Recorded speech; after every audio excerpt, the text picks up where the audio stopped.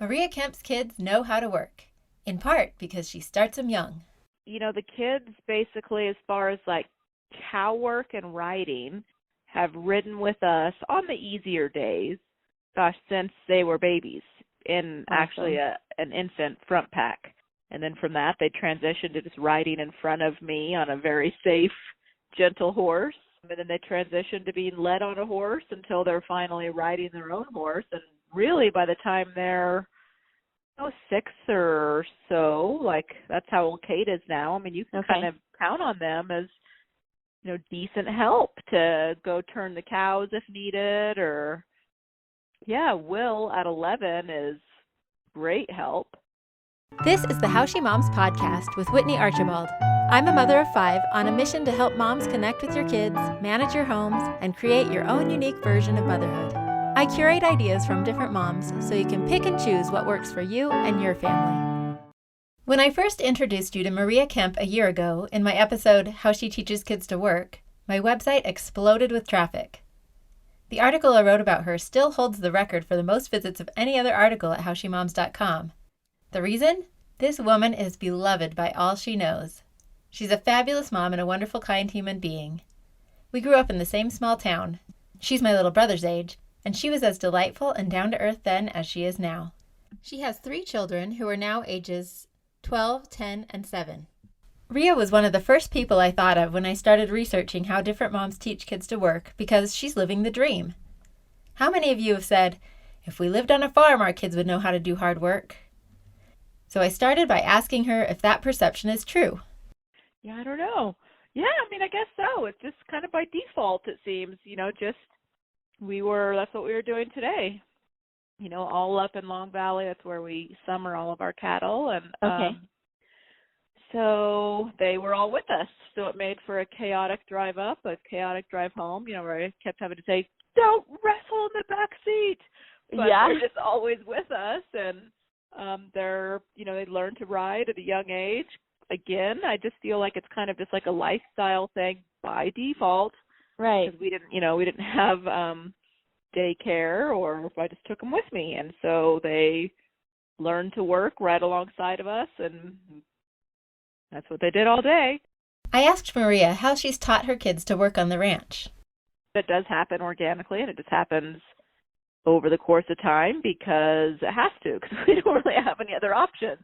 Like, well, here's what we're doing today, and we're doing it as a family because it's a family ranch, and it has been for 6 generations now. So here's what you're doing today. That's amazing. I did not realize it was 6 generations. Yeah, the kids are 6th generation. That is cool. And, it is family. Family's the reason that we have this. Kind of, I guess if you want to call it legacy. I don't know if it's quite that, but so I definitely look at it like I don't want to be the generation to let it fall apart. So we need to, pitch in and do our thing, and then we'll raise our kids to do the same. And whether or not they want to come back, that's totally up to them. Great. But at least they'll have the skills to do so if they choose to, I guess. It would be a hard thing just to decide you wanted to do in your 20s if you didn't grow up doing it. So I guess I feel good knowing that we are, equipping them with that somewhat, a life skill, I guess. Yeah. Something to fall back on anyway.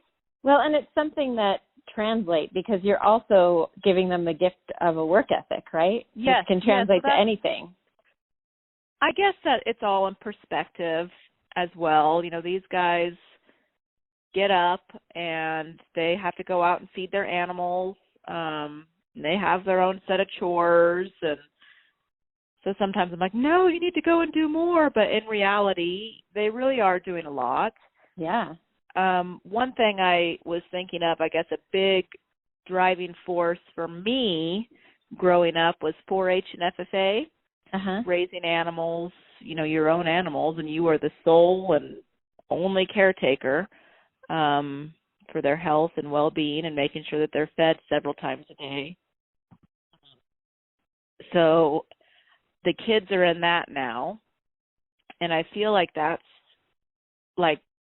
a really big thing because I don't touch them. I don't feed those animals.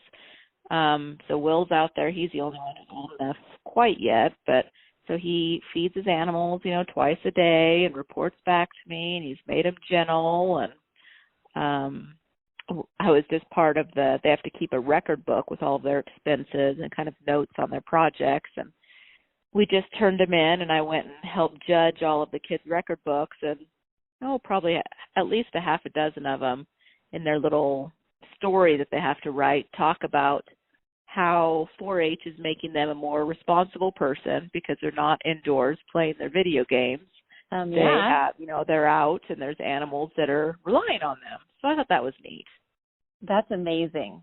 Oh, and yeah. It really is a gift. Like it's a lot of work, but there are so many of us like sitting here spinning our wheels. Like, how can we make chores higher stakes? It's not like anybody or anything is going to die if you don't get this done. Right. It's hard to find that like kind of superficial motivation when I guess you have enroll them in 4-H. I know. That's there awesome. You go. That's a great tool. I know a lot of people feel somewhat intimidated by that and, raising a market animal. But actually, in my opinion, and granted, I, grew up this way, but I think it's almost easier while teaching the kids the work ethic because you only have to have these animals, but you do a great amount with them, but it's for 60 days. Oh, wow. So, yeah, you get a dog, and you're tied into that for 15 years. I don't know, and then it's like the kids are like, nah, I don't want to walk a dog. I don't want to do that. And then it, it falls back on the parents. Like, this lamb, if you don't feed it, it's going to die. But you have it for, a short time, and then they do get a little summer break after that. So, I don't know. I guess that's big for us. I mean, some days I'm just like, why? It's so much work. I'm exhausted. I just want to be at the pool right now. But, it'll pay off in the end. I know it will. And well, you've been through it, right? Yeah. So how did you feel about growing up that way? For us, I mean, we loved it. We didn't really know any different, to be honest. I mean, we would get out of school for summer, and that's all we did really all day. I would go help Dad on the ranch some days, and then other days we'd just stay. The fair was always mid-July, so you just washed your animals, fed your animals, walked your animals, got them ready for the show, and then that's like the first time we would see our friends. You knew where we grew up. It was pretty isolated. Right. We would see our friends at the show mid-July, so it was like a big reunion. It was super fun. And then, if we had any traveling to go see grandparents, it would happen in those last few weeks of summer. But, definitely it was a lot of, work, but we loved it. So, and I still do. So I'm hoping, to raise my kids where they're enjoying it. Yeah. We're spread a little bit more thin because we're also so heavily involved in sports where we weren't that growing up. So some days I just feel frazzled, but yeah, there's no such thing as lazy days of summer for you guys. No, there's really not. And so I hope we're not pushing it too far the other way. I sometimes I worry about that, but then, if we ever do have a free few hours, they're bored. So what do you do when they do grumble, or maybe they don't? I don't know, about going out to the ranch and working. Okay. No, they're kids.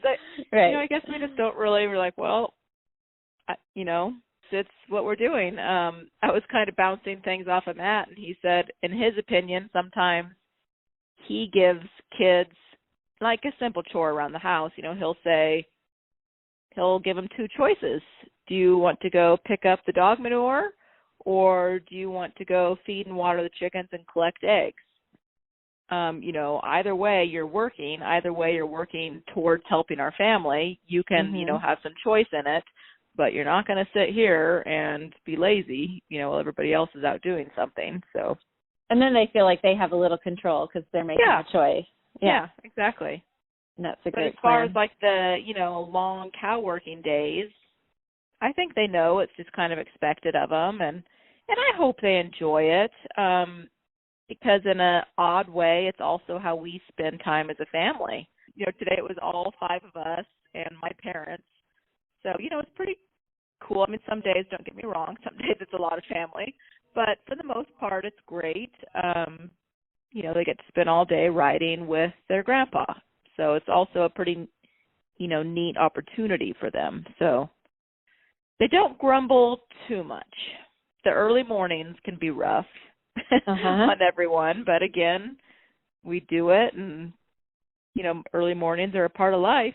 So some days when we have to get up at, 4:35, we just make sure we have clothes laid out the night before and have a pre-made breakfast and try to make things as streamlined as we can, and because it's just what we're going to do.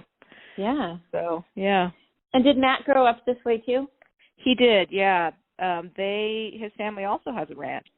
So that definitely, that helps. We were both raised the same. With parenting, sometimes I know that is hard because, if you were raised differently, it's hard to agree exactly what you want to do with the kids. So we're very blessed in that we were raised very much the same. So yeah, we agree, I guess, on the work ethic type of stuff with the kids. So that's well, helpful. And you both have the skill set. Yeah, I guess.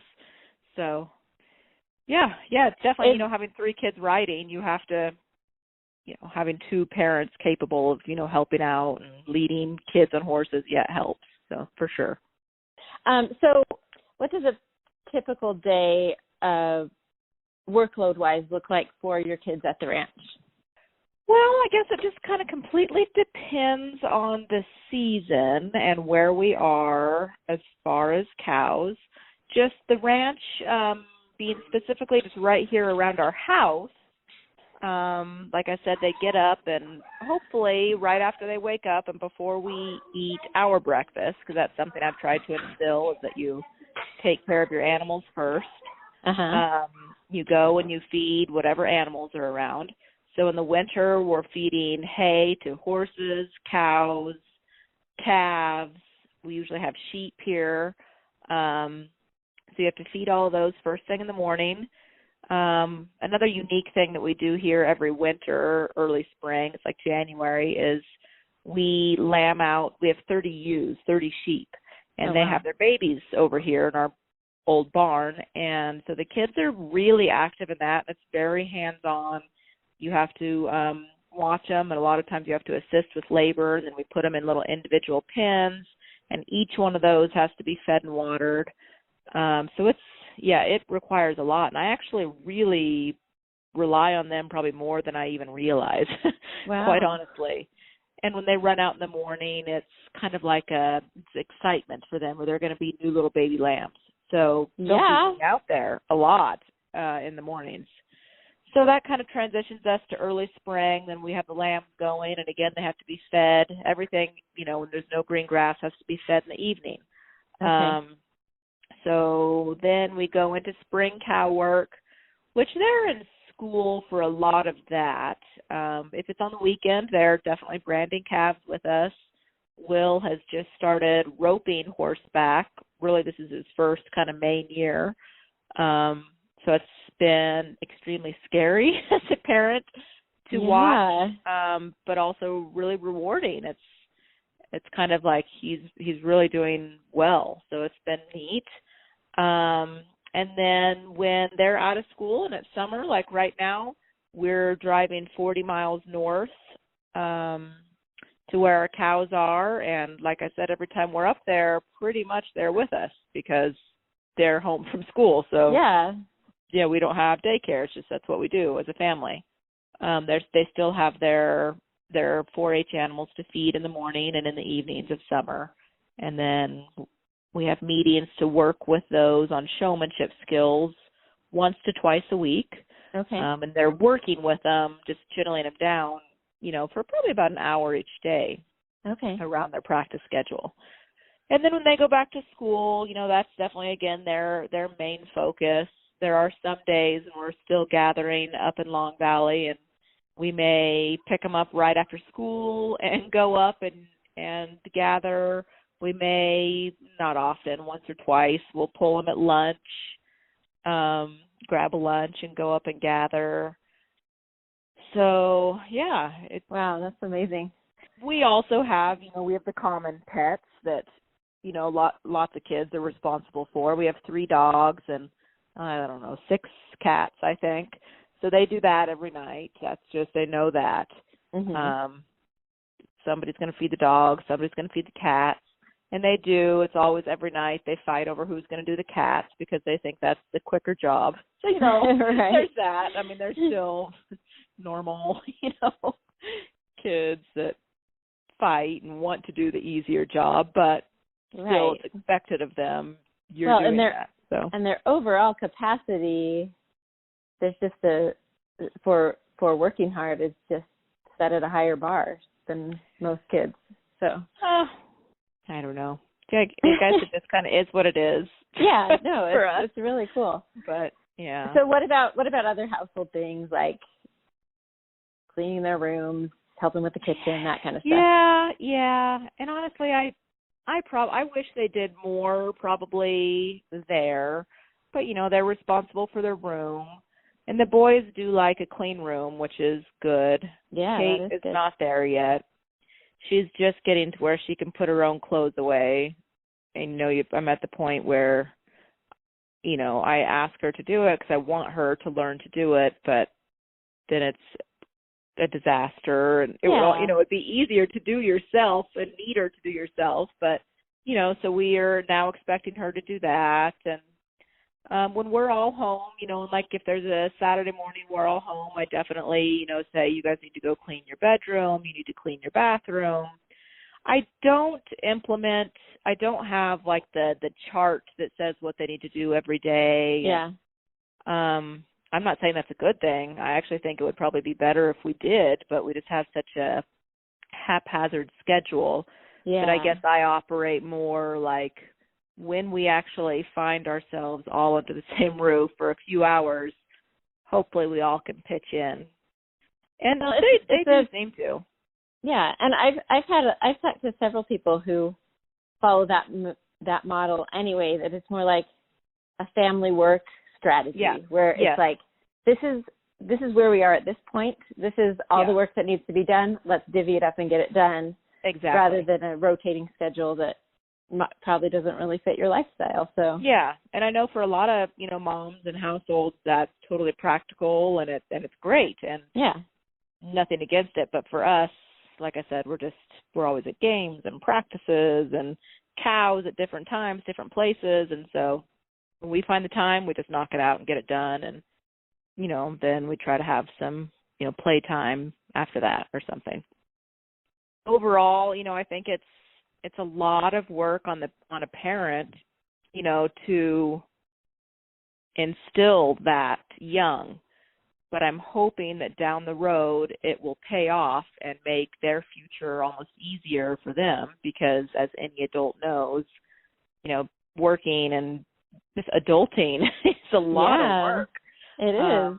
Yeah, so I guess hopefully that we're preparing them to not be, set up for such a shock, I guess, come that time in their lives. I loved talking to Maria and getting this glimpse into ranch life. She's raising some pretty amazing, hardworking kids. But I don't live on a ranch, and chances are most of you don't either.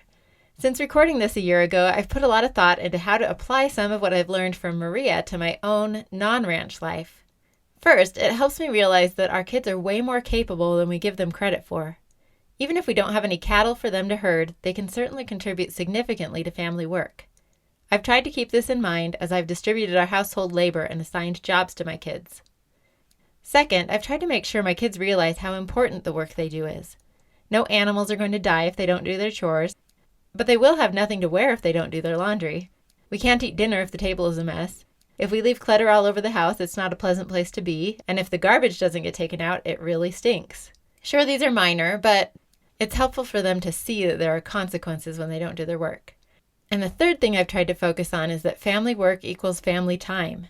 I love the idea of 3 generations out herding cattle together. We can all use family work as a way to really connect with our kids and to help them realize how important and truly useful their contribution is.